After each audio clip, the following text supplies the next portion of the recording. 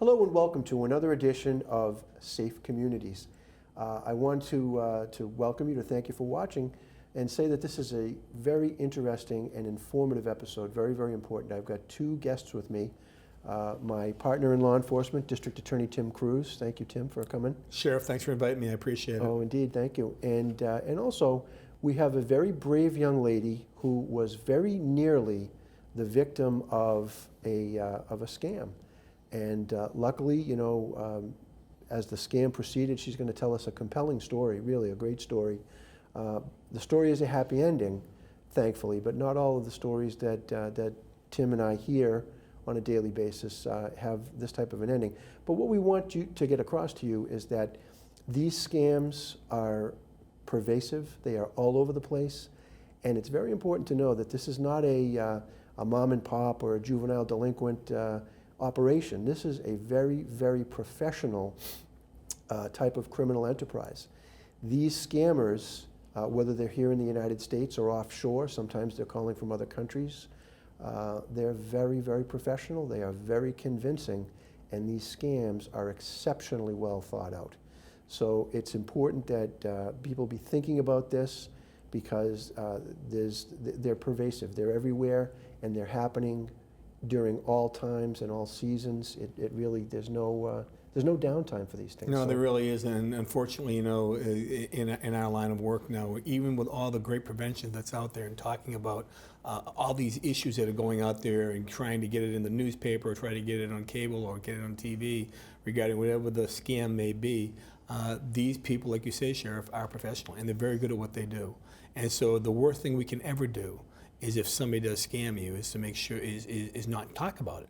We need to get the word out so other people know, so therefore they understand. That's why I appreciate Kara coming today to talk about what happened to her and how she was able to really put this thing together so that she was not financially hurt, and that we can get the word out and try to protect other people. Right, right. And and it goes to show everybody out there, some folks are embarrassed that a scammer was able to take advantage of them, but really the level of sophistication that we have seen in these scams has evolved and improved to the point that they're really unbelievably professional.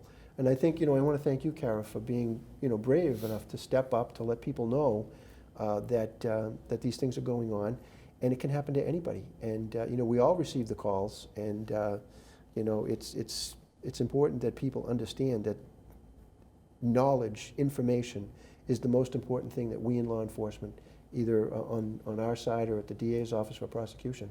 So, as I said, it can happen to anybody. You're a professional, yes, very highly intelligent. I can say we've met on several occasions and spoken, and it's a pleasure to talk to you. But tell the folks watching what your background is and how it is that they targeted you. Yes, so I am a therapist, and I work, I just opened up my own private practice a couple months ago. And so I put my information out on Psychology Today with a second phone number and my address. That's all they had. And what they did is they left me a voicemail saying that I had failed to appear in court. It wasn't jury duty, it wasn't IRS, it wasn't Social Security, it was nothing like that. And I got a voicemail, and so I called it back, and I couldn't quite understand them, so I gave them my personal cell phone number and said, hey, can you call me back on this number? Quick to respond and call me back. And they said a subpoena had been issued and that someone had signed for it at my private practice location. And I just was dumbfounded, because I'm like, wait, nobody there even knows me. I'm only there one day a week. Like, nobody would have signed for me. But they said that I could proceed with fraudulent charges. I'm like, yes, of course I'm going to proceed with fraudulent charges. I'm like, all right, how do we fix this? And he's like, well, you need to come down to the sheriff's department and you need to pay a fine to have your warrant lifted. So already right there in that story, had I been thinking clearly, there's no warrant, obviously there's no subpoena, but the way they worded it was much different than the typical direct comment. So I had my little boy with me, 4 years old, peanut allergy, gluten allergy, dairy allergy, and I had no plan except if I was going to be arrested, I couldn't have him in the police station with me. So I brought him home quickly, gave him to my neighbor, dropped him off, all irate. Because when they called me, I'm sorry, this story is very difficult. When they called me, They said that this is a strict confidential matter. You can't say anything to anybody, because if you do, you'll be held in contempt. And of course, like the line of work I have, everything is confidential. I don't discuss cases with my husband. I don't discuss them with friends. It is very private. Yeah, and you've done some work for the courts. And I have worked in the courts. Yeah. So, not to interrupt you, but No, please. what that tells me is that these scammers not only, obviously they accessed you through that ad in Psychology Today, so they're looking for professional people, Yeah. and they must have done research on you to know what your vulnerabilities would have been. Or And the that- field. Exactly, Yeah. right. Yeah. So, and this is indicative of the level of sophistication I think that we're seeing. And you can also see right at the outset, they have you backpedaling. They're accusing you of doing something Yeah. wrong. And all of a sudden they talk of a warrant, a warrant. And what could I possibly have done? And now, rather than Exactly. being how you would normally think, Right. now they've got you stepping backwards and you're trying to fill in the gaps. Because from the there. crisis begins immediate, Right. and that's what they want. They Yeah. want an immediate reaction, immediate response, and I gave it to them. So when I dropped my son off, because they also told me I had to keep my phone on speakerphone. I could not disconnect from them. If I disconnected from them, they would attempt to call me 3 times, and if by the 3rd time I didn't pick up the phone and reconnect with them, they would send a team out to have me arrested. And that's just nothing you want to hear. Nobody wants to hear that. Sure. Especially when I do everything right, which is why they also got me, because I am a law-abiding citizen and I take my work very seriously. So I did say to them, I said, what case is this in reference to? Because I do have a case that is in and out of the court system. It is possible, I'm backtracking. Yeah. And they said, it's a sealed case and it probably relates to a minor. 50% of my caseload are minors. Yeah. So I dropped my son off at my neighbor, and I said, can you please take him? I'm like, please call Matt, tell my husband. I'm like, please tell him I may be arrested. I have no food, I have no EpiPen for my son, but I trusted that she knew him well enough. But still, like, that mindset that I was in, like the crisis intervention, it was just traumatizing. So then I ran to my house, I grabbed my checkbook, I grabbed my debit card, because I'm gonna just go to the sheriff's department, I'm gonna pay my fine so I can be good and I go to court when I need to. Well, it doesn't happen that way. You can't come down to the station, because if you do, what's gonna happen is you're going to be detained. I'm like, what? He's like, yes, we can deal with this civilly or we can do it criminally. If we do it civilly, it just means you kind of cooperate with us, you do what we want, you follow our lead. If we move it to a criminal investigation, then you start a record. I can't have a record. I work with minors. I want to volunteer in my kids' schools, on the sports teams. So that in my head, I'm like, okay, I'll just do it right. So they asked, and they told me they were tracking my phone. They told me not to connect with anybody. At this point, my neighbor had connected with my husband. He's trying to call me. I'm like, I can't talk to you. It's work related. Can you just transfer money for me? So what are you talking about? So I went to the bank. I got the cash. They were asking me my estimated time of arrivals. Where are you now? Had they asked you for a certain amount of money to begin with also, or what was So when I got to the bank, they told me I needed to give them $1,500 for my contempt. Looking back, you can't be held in contempt unless you're actually in the courtroom. But again, I was already in crisis and problem-solving mode. And then, so once I was like, okay, $1,500, I can do that.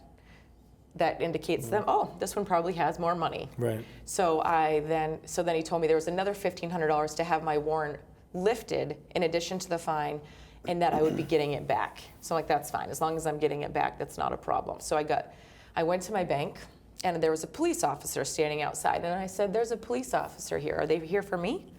He's like, don't talk to them. Just go in, do what you need to do. And at this point, like, now I'm feeling like a criminal. I'm feeling like I'm doing things wrong, and I just want it over with. I go to my bank. I take out $3,000.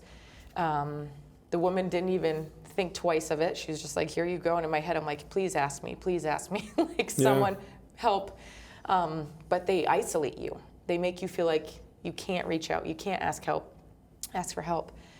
And then I was like, okay, I have the $3,000. Now what? I'm like, do I just come down to the police station? What happens? And he's like, okay, you need to go to a retailer. I'm like, what is a retailer? In my head, I'm thinking it's like a bonds place or something like that. He's like, a retailer. He's like, is there a Shaw's near you or a Stop and Shop? I'm like, oh yeah, the Stop and Shop. He's like, go there. And he asked me to grab 6 Reload It cards, which I have a copy of one here. This is a Reload It card. 6 of these, each one to have $500 on. Which is the max on it. Correct. 2 to 500. Yep. And so I hardly could find them, but I found them, and then I needed to get an envelope to mail them in. So I went to the customer service desk, and again, props to this team because they were very educated. They were like, ma'am, has someone asked you that you don't know for this money? This is an awful lot of money. And I'm like, oh no, because mind you, he's on speakerphone right there hearing the whole conversation. And I'm just like, nope, it's early Christmas gifts. She's like, Christmas gifts? That's very generous. And I'm like, yeah, just playing it off as nothing big. And this was the bank? No, this was Stop and Shop. Oh, it's Stop and Shop. Yep. And so she was like, well, you're the second person to come in today to ask for $3,000 Really? cash. Yep. And I'm like, nope. So she was definitely questioning it. Yeah. And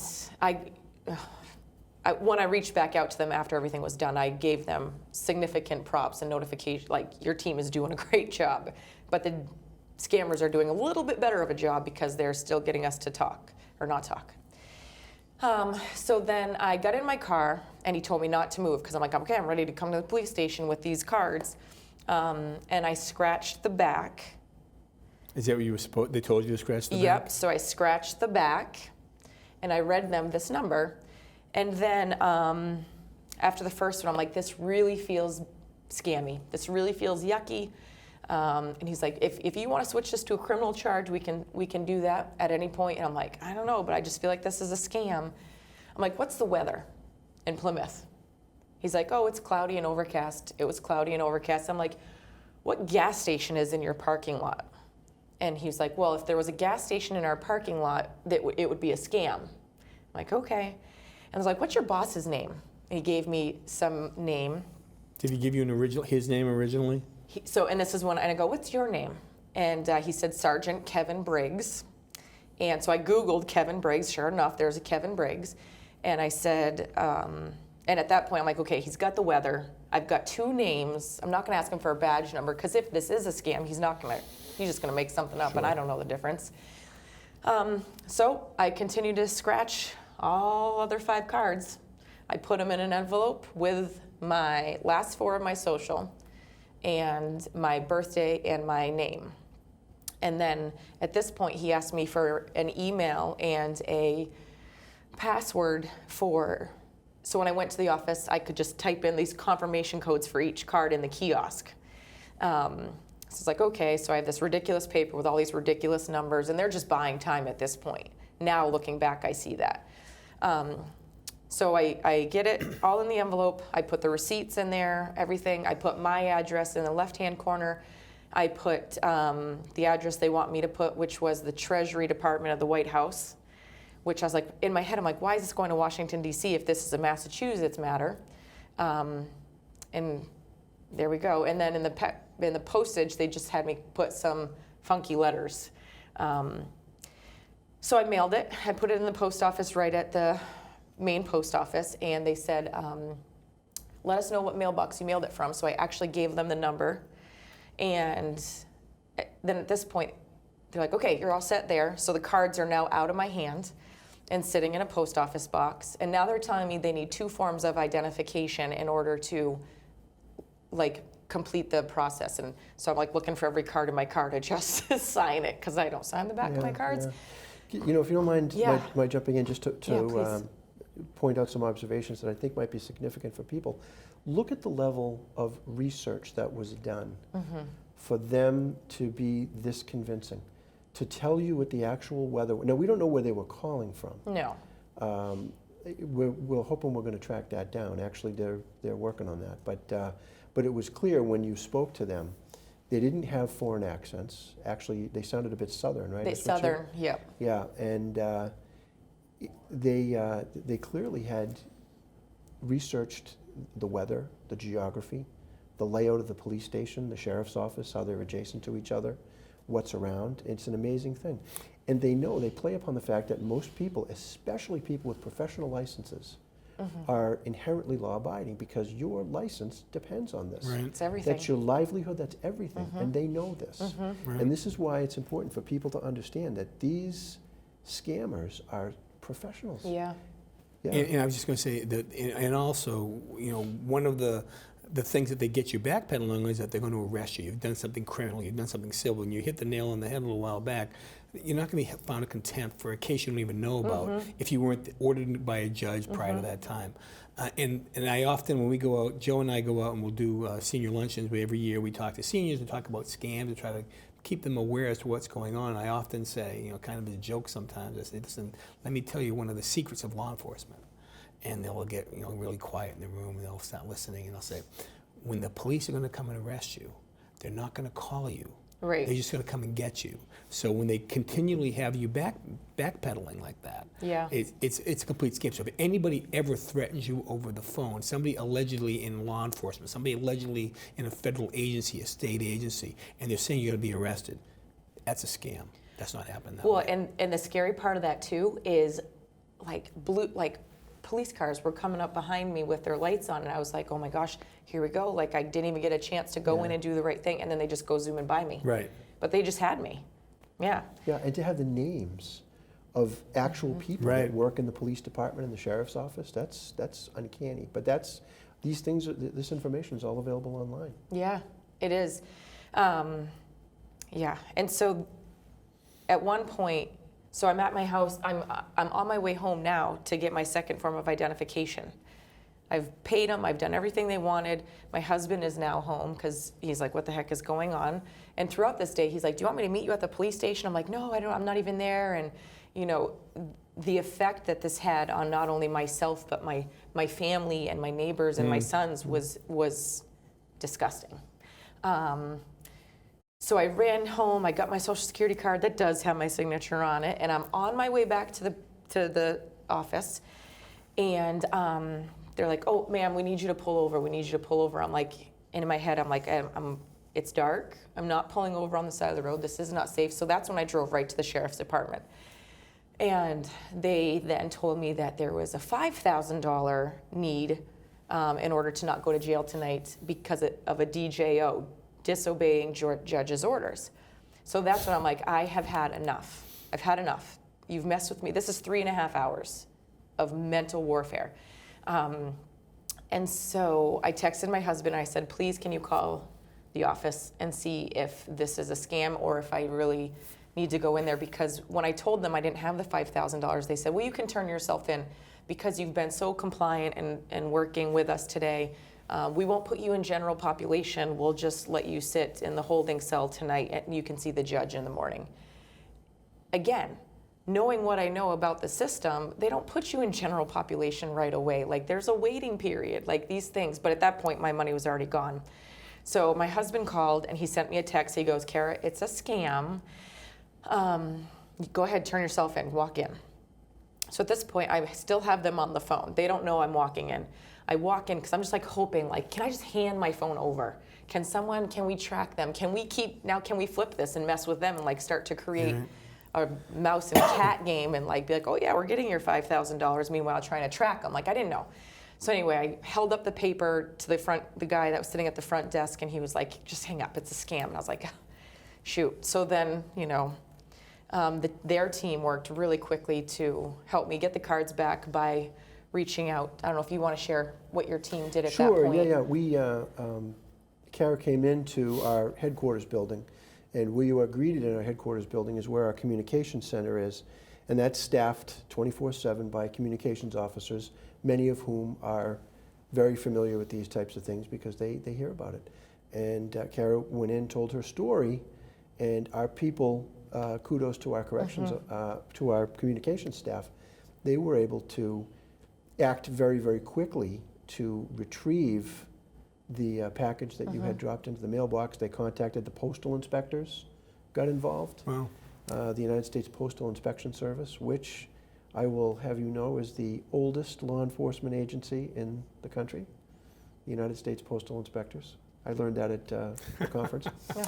But yeah, and I had a friend who was a postal inspector, and actually he used to come and help Tim Senior and I luncheons. talk about, and he talked about a zillion scams too. Yeah. Because believe it or not, those guys in the Postal Inspection Service, they see it all. Right. And he was getting scammed himself, so He- it just goes to show you Yeah. that Right. anybody can get scammed. Everybody. Yeah, anybody. Well, and I think what was nice about this, well, not nice, but it was just, the package was going to be mailed back to me with all my empty cards, because what they needed was they needed the time. They needed the time to now take those cards and transfer that money into their funds. And when I called the Reload It company, there's a button if you think you've been scammed.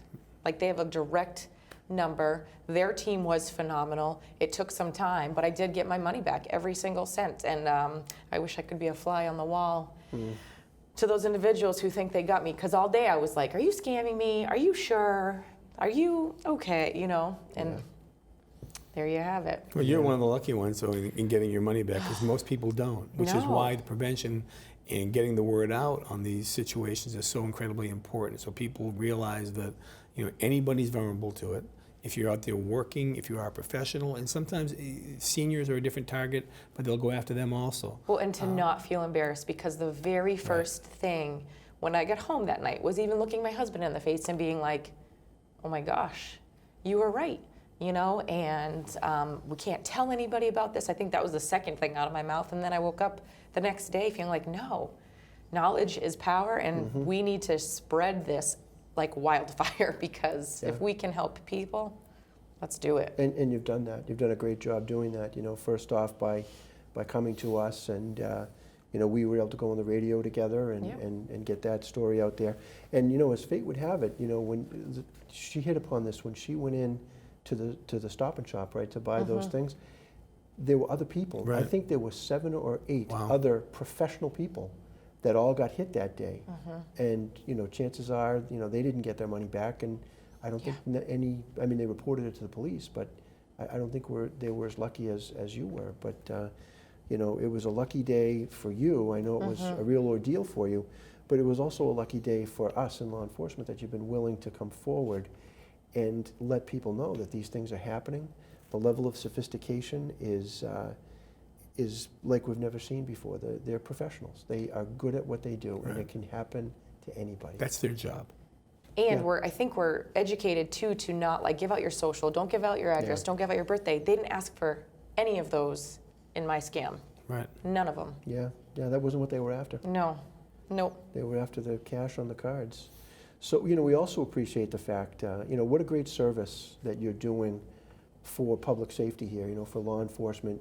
She's also indicated that, and hopefully we won't be too much of a pest to you, but we do a series, the DA's office and the Sheriff's office, we have a series of senior luncheons, and maybe you could come and speak at Yeah, one or absolutely. two of those, and really get that word out there. I know a lot of the seniors will, enjoy is not the right word, but I think will feel empowered hearing your story and saying to themselves, because Tim and I have been saying for years, you got to tell us. you got to come forward. The most important tool for us is information. Many of the seniors, especially as a group, are embarrassed to do it or afraid that they're going to lose their financial independence.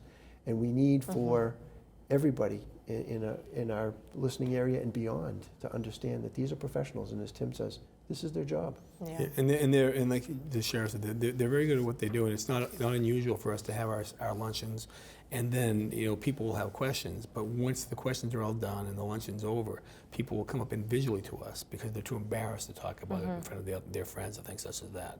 I think that is the most important thing.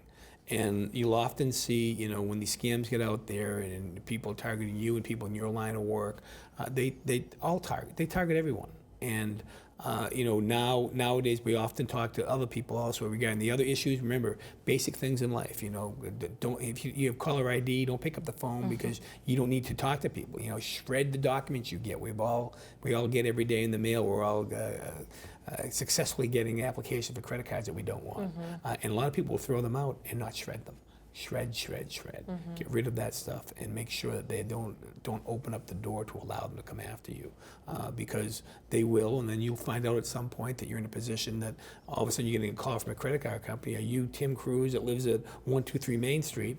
And you'll say, well, I'm Cruz, but the next thing you know, that somebody has jacked something up on you and you're looking at a credit card debt for something you knew nothing about, but because you maybe just threw something away. And that's what they do. So like the sheriff said, having you come out, it's important for people to hear your story and to show them that it can happen to anybody. It happens to professional individuals and it happens to people who are just not there. So, Yeah, and it happens to